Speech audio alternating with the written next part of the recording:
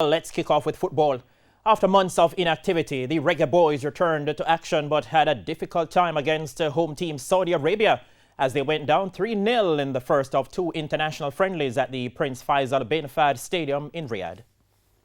The Reggae Boyz were hoping the long layoff and rust didn't affect them as they crossed the line with 4 debutants in the starting lineup.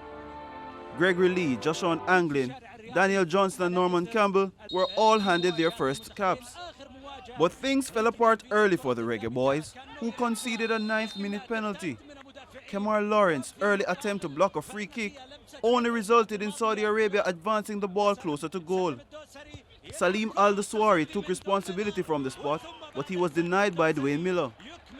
But with the spill still up for grabs, Al-Dawsari was quickest to it as the home side broke the deadlock. However, the Reggae Boyz didn't lose hope and came close to finding the equalizer. Norman Campbell's effort was tipped away by the Saudi custodian.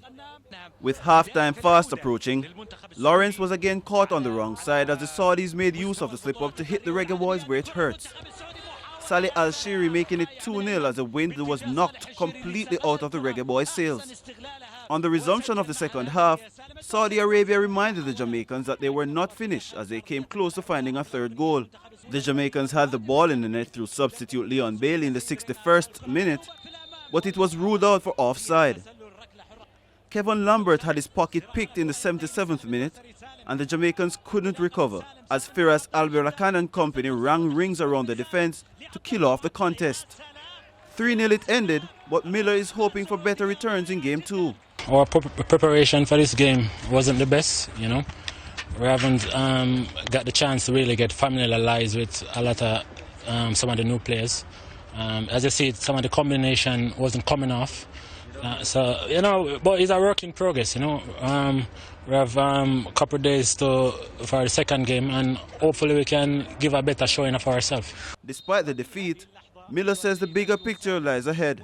Our expectation is to go all the way, you know, to the next World Cup, to Qatar. So, you know, our focus now is trying to gel together, you know.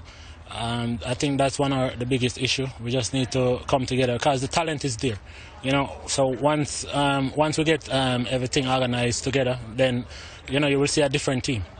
Game 2 will be played on Tuesday at the same venue. Jerome Foster, TVJ Sports.